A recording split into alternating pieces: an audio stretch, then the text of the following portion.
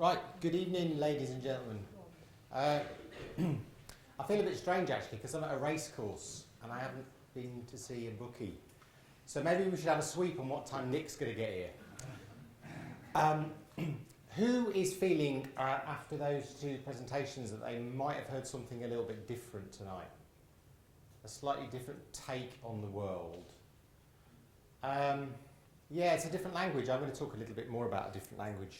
But before I start, I'm going to pick up on one or two things that David talked about. So I'm sure you've all read about the cuts or the efficiency gain or whatever it is that somebody nationally is calling it. So I just wondered in the audience, who's feeling 6% or possibly 12% come October?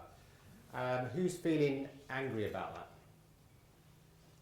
Nobody's angry. Gosh, Keith, nobody's angry. A few people are angry. How about scared about what might happen?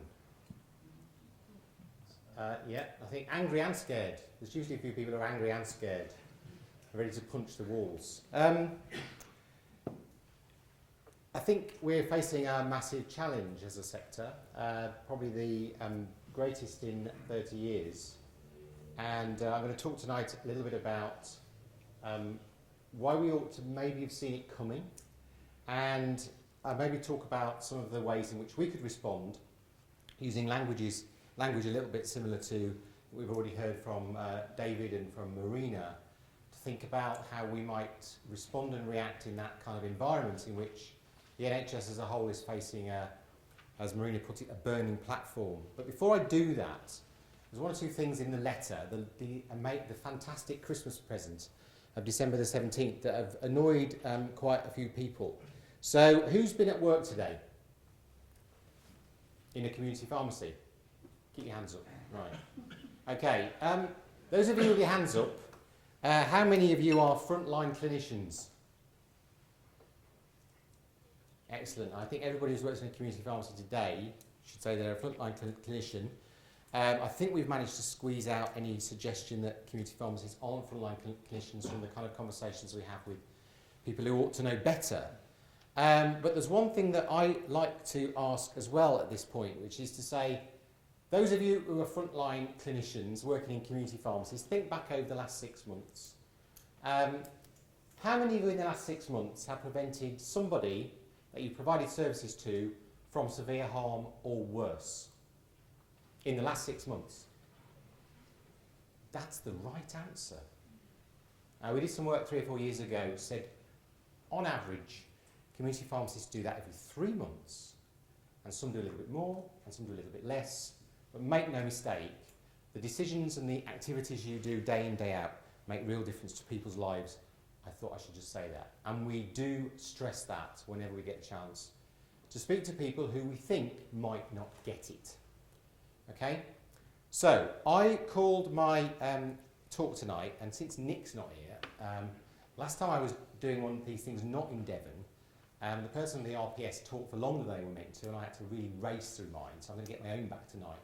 Nick's the bear of that. So I'm going to talk about a few things tonight. I called it Thoughts from an Optimist, because in my job you kind of have to be. If I was wandering around the country saying generally that I didn't think there was a solution to any of this, then you'll be thinking, well, what are you doing about that? And I genuinely think that there is a way through some of the challenges. We just maybe haven't been talking about that, and we haven't been engaging with the profession more widely in exploring some of that. So I'm going to talk about that today. So, let's start. We first picked up Word at Pharmacy Voice, which is, for those of you in the room who don't know what that is, it's a collaboration between the National Pharmacy Association, the Association of Independent Multiple Pharmacies, and the Company Chemists Association. So it covers pretty well everybody working in every pharmacy business operating in England. We started picking up some comments about community pharmacy in connection with the spending review, the government spending review, back in the summer, in July, August time, not from the Department of Health, but from Downing Street.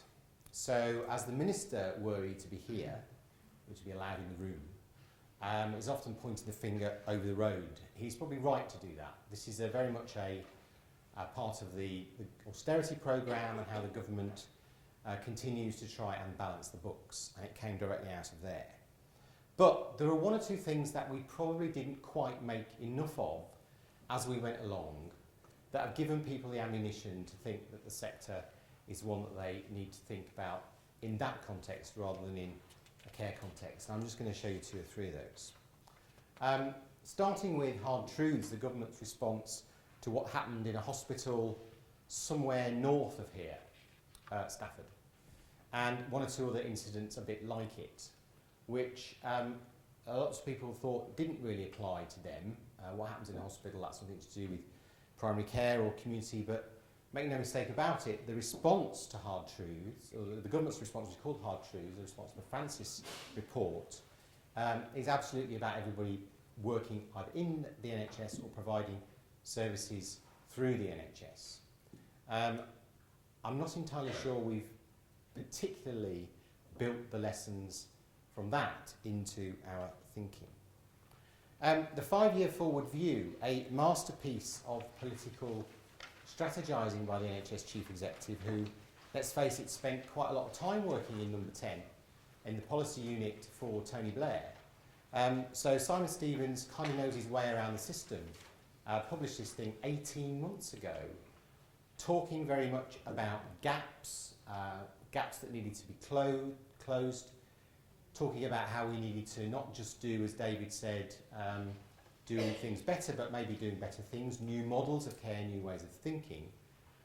Not entirely sure, as a professional group, we've taken very seriously the challenge that he set the NHS to save 22 billion in order to release £8 billion worth of extra savings. And I pity that, because buried in the heart of the 5-year forward view are these kind of words, helping patients get the right care at the right time in the right place. I've been on the register for a very, very long time, but that sort of resonates with me, but particularly the last bit, far greater use of pharmacists. So we're seeing that now. We're seeing the investment in pharmacists in all sorts of different arenas, in general practice, in A&E, in urgent emergency care hubs. I can't remember a time when the health system wasn't more focused on how it got more out of the fabulous resource it has on the pharmacy register. Time and time again, that is being talked about. We may not necessarily have played into that particularly well in the community sector. And obviously the context particularly is efficiency. This is Roy Lilly. Roy normally speaks as he sort of finds. This is his view about what efficiency means, provided the NHS is fully in line with inflation and it can manage an unprecedented 3% a year efficiency savings. Community pharmacies manage slightly more than that, as we know. 8 billion might be enough to keep the lights on and pay the wages. It is not enough to do anything new, employ extra people, or polish up the knocker on the front door. Serious stuff, and you're seeing how other parts of the system are genuinely looking at doing very, very different things in their space to play a part in some of these challenges, because the pressure is very, very significant. For pharmacy, these numbers have been around for a long, long time. They were repeated in this RPS publication, Medicines Optimisation 2013, but most of these numbers actually appeared in the Building the Future white paper in 2008. Again, I'm not sure, as a professional group, we've made enough of these, and we've presented ways in which we can manage some of those things. Some of them very clearly, I would say, in the primary care community sector. I'm not going to go through all the slides, because there's loads of them. I think everybody's got his copies available too, so feel free. But that's a very, very common sort of picture of where we're moving from institutionalised care into community and supporting people in their own homes. And crucially, patients and the public wanting to play a much bigger part in a dialogue rather than the old relationship in which they went along and got what they were given without really being a part of that conversation. I'm not entirely sure we've worked our way through all of that. And then you can find lots of quotes like this, but in terms of the adherence space, the biggest predictor of adherence is patients' personal connection or lack thereof with a pharmacist or a member of the pharmacy team. I think this is really important, and I don't think we make enough of this either. So, are we a bit like this, or have we been a bit like this? This is a sculpture titled "Politicians Discussing Global Warming." But you kind of get the point. This is a Chilean sculptor. This appeared in Berlin for a time. The actual sculpture itself appears in a number of different formats. But have we been discussing things in amongst ourselves and not engaging with the external world? And I think it's great that earlier the discussion about getting involved has come up much earlier than it did last night in Plymouth. And those of you who are sitting there thinking, I could get involved in some of this stuff, please, please, please. There's plenty to go at, plenty of things for people to be involved in, and you can't leave it to your LPC team, as brilliant as they are, to pick up a lot of it, particularly in a patch like Devon, which is, I know, geographically massive, and therefore lots going on in lots of different parts of this county for people to get involved in. So there's some examples of people saying nice things about pharmacists. That's the Urgent and Emergency Care Review, Phase 1 report, Community Pharmacy Underutilised Resource. You've heard it all before. But this is a senior trauma consultant saying this. I think that's particularly interesting when Keith Willett says things like this. And here's the Royal Society of Public Health, focusing very much on health in the high street. One of the things I said last night is that in the week I live in Stockwell, which is in South London, near Kennington, near the Oval, and between St Mark's Church in Kennington and Brixton Station, which is about a mile and a half, there are 8 fried chicken shops. Okay, I'm going to say it anyway, just because there's some people in the audience who heard it last night. So I said to the audience last night, I didn't know that quite so many states of the United States of America had fried chicken as a traditional sort of dish. I thought it was just Kentucky, but apparently it's a whole host of them. And we got most of them on the Brixton Road. In amongst all of the other diverse food outlets, other food outlets are available. There are 4 pharmacies coping with that. So 8 fried chicken shops and 4 pharmacies, and the Royal Society of Public Health were pointing that out. That actually we do need, in amongst all of the things that might not be so great for our health, we need community pharmacies to do that. So lots of people talking us up. I'm not entirely sure that our visioning and our planning go together. Are we doing the former, which is we're hiring a director of change management to help employees embrace strategic change, which is kind of, I think, what we sort of do, or is what we need coming up with strategies that make sense, then people will embrace change themselves.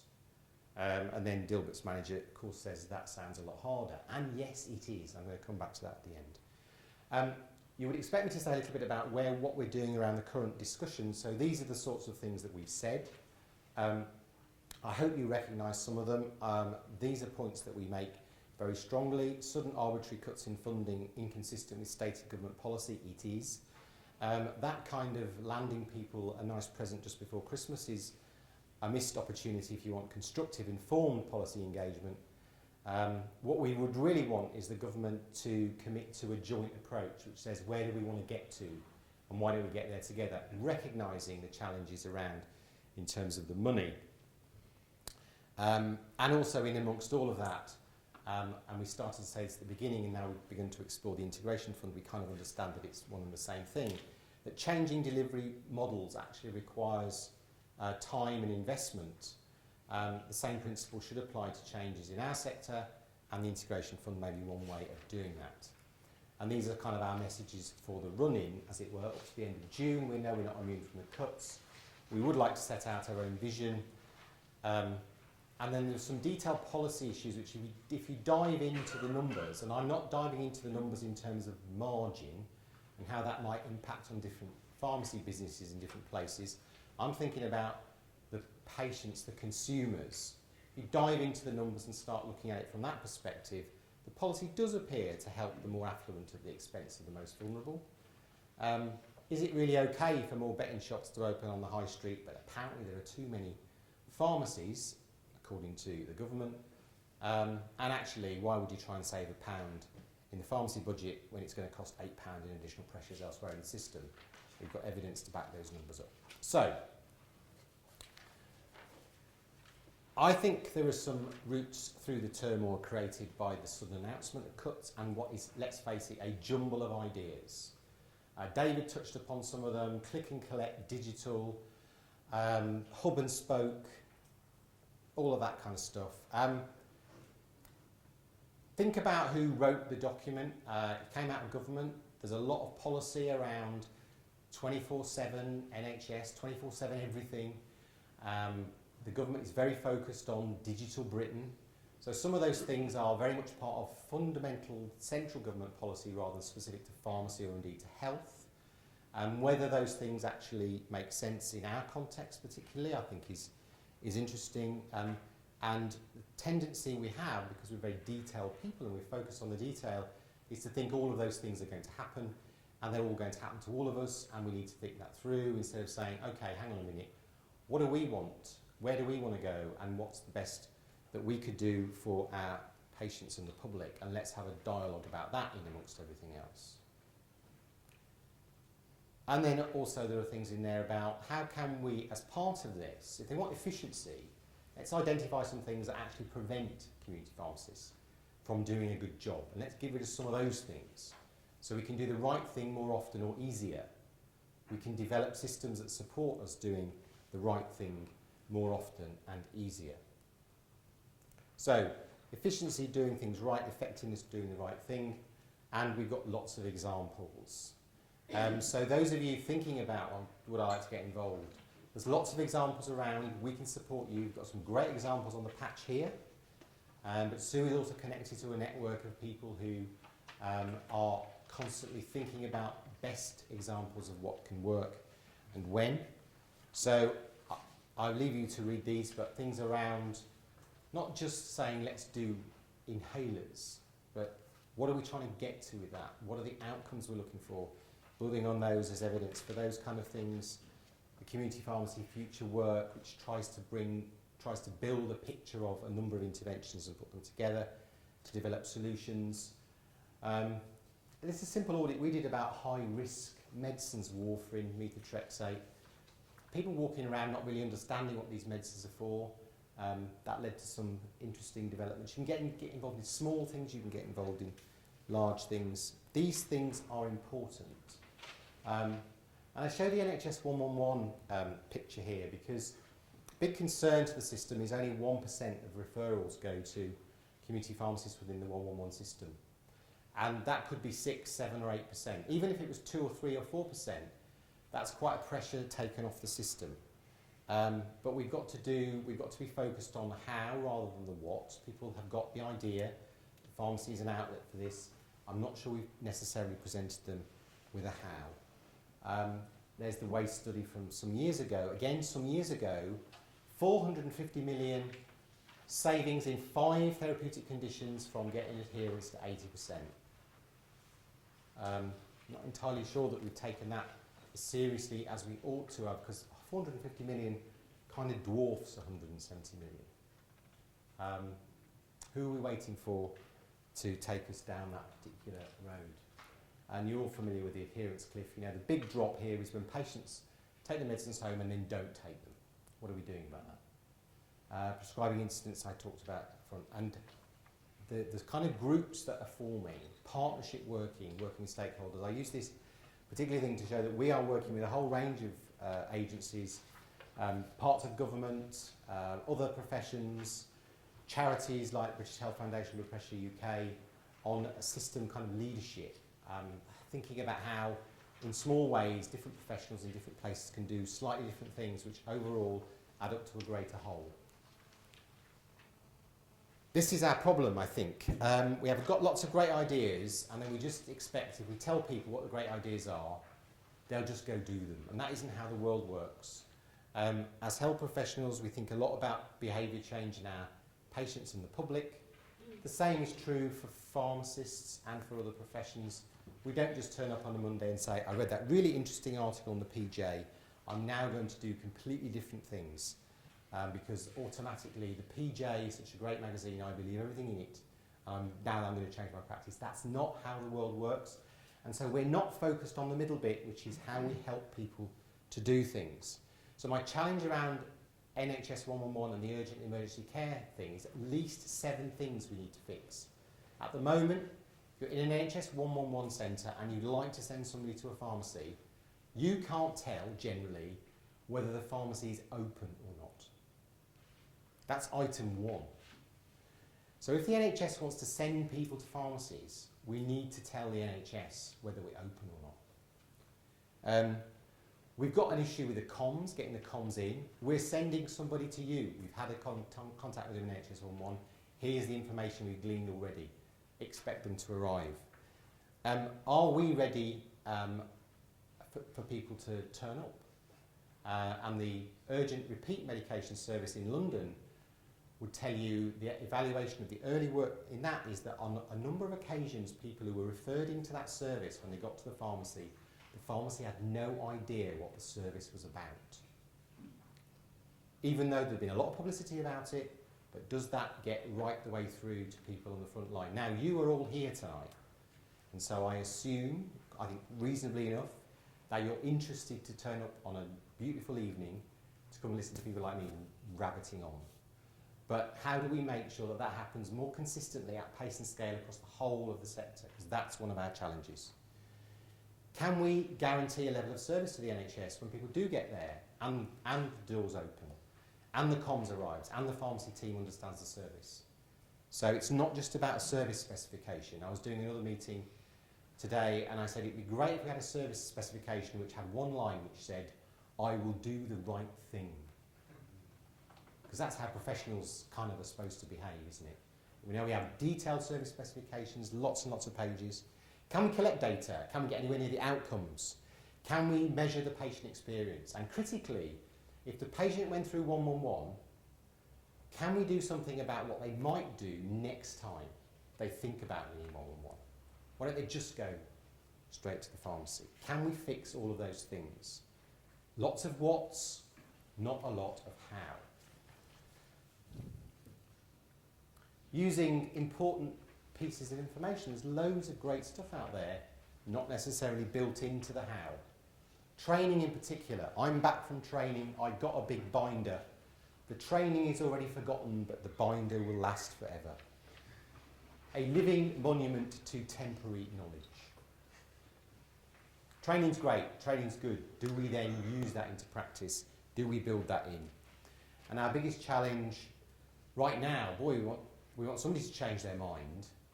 Do we want change? I've said to people thinking about the big challenge that came out in December, go back to November. Or even, suppose suddenly tomorrow the minister goes, it was all a mistake. I've seen the light and the money's coming back in. The problem isn't going to go away. The issue that we're dealing with is not going away. And so maybe we do need to change. I'm not sure people who are that comfortable with what we're doing in November, but who wants to change? Nobody. And I think it's incumbent upon all the organisations to support that. The organisations that were added to that letter were added for a reason, not to annoy somebody or to make it an unprecedented approach. Again, I think we spend quite a lot of time trying to work out what that reason is, and I think it's because the solution is for all of us to work out together. And different organisations occupy different parts of the professional landscape, and we all have a role to play in supporting whatever it is comes out of this process. And let's not have any of this. We've always done it like that. I was in a meeting about a year ago and we were talking about prescribing skills in community pharmacy. And somebody in the meeting honestly said, we tried that, didn't work. We tried it in the 90s, right? And okay, there were a few hiccups. If you read any of these documents right now and you think, gosh, would prescribing skills be handy in these situations? Are HEE, Health Education England, investing massively in prescribing skills, not just for pharmacists but other professionals? Yes, they are, because it shortens the patient journey, it allows professionals to do the right thing faster, it makes things happen quicker. Let's not have any more of we've always done it like that. Or in the memorable phrase that used to appear in doctors' notes, normal for Norfolk. NFN, right. And so this is, I think, hard to articulate an alternative vision for pharmacy. Great at telling people what's wrong, not so much what we might do right. And we have been hitting the government quite hard, but we've not yet given them particularly an escape route, although one or two of us have certainly whetted their appetites for something a little bit different. And it matters because it's the difference between trying to win an argument and getting what you want. And I would add to that, which is getting what you want and being able to explain why that's really important for patients and the public. So, in amongst all of this, if you're involved locally in anything, I think there are ways that things happen and ways that things things change. I think things happen and things change, and pharmacy gets involved in stuff. Normally, at the heart of it, there's one of three different things happening. There is somebody who's incredibly enthusiastic who won't take no for an answer, and they will get to a point and they will take people with them on sheer enthusiasm alone. Now that's great for a period of time, but that can't last forever, much as organisations like mine might try and keep people enthused. The second thing that happens is, the second reason why things happen is it's serendipity. People are in the right place at the right time. Things just come together and it just happens. And you could say, well, you can't plan for serendipity, but actually I think you can. It's much more long term. When people say, wasn't it really fortunate that at the point when the Australian pharmacists, the Guild of Pharmacy in Australia, was negotiating with the government over its version of the Medicines Use Review Service, that the health minister was really, really bought into pharmacy and thought it was a great idea, and they had a very, very, as I understand it, a relatively simple negotiation. That was really fortunate that the health minister was somebody who really got pharmacy. It wasn't that fortunate because they started working on him 20 years earlier. And picking winners, working out who are going to be the likely people who are going to make a difference, might be in the right place at the right time. And they won't have just picked one member of the Australian Parliament, they'd have picked several, and occasionally things like that come off. And the third thing that sits at the heart of change is people who are just bloody mindy enough to say, I don't care, I'm right, and I'm going to just get involved in this. So the story I like to quote is a guy called Raj Radia, who's got a pharmacy in Hoxton, actually in a cluster, one of those things that the government doesn't seem to like, on Hoxton, High Street in Hoxton, which is in Hackney in London. Raj was not going to take as an answer, no pharmacists on a health and wellbeing board. Because you've heard it, wouldn't it be great, wouldn't it be easier if pharmacists were on health and wellbeing boards, then we could have those conversations? And he wasn't going to take any of that. So he would turn up to the public meetings and he'd sit in the front row, and every meeting he'd ask a question. And pharmacists ask really good questions. Pharmacists have a very different perspective from a lot of the people around the table. And gradually, the chairman thought, this guy is interesting, he keeps turning up, keeps asking questions. He's now a member of the Health and Wellbeing Board. Nobody asked him to go and do that, but he was just persistent. He does a lot of public health in his pharmacy, and he wanted to get that message across. Now, we can wait for people to be bloody minded, or we can plan for people to be bloody minded. We can give them the tools to go and do the job. So my last point, I think, is let's talk a bit more of these kind of languages. What's our vision? Where are we trying to get to? Let's have some goals. We're certainly working on strategic packages, and don't wait for permission. So whether you're an enthusiast or sheer bloody minded, I think Sue would like to hear from you, and I would like to wish you all the best, because there's lots of work to do. Here all evening, happy to continue talking. Please ask questions. Thank you for listening.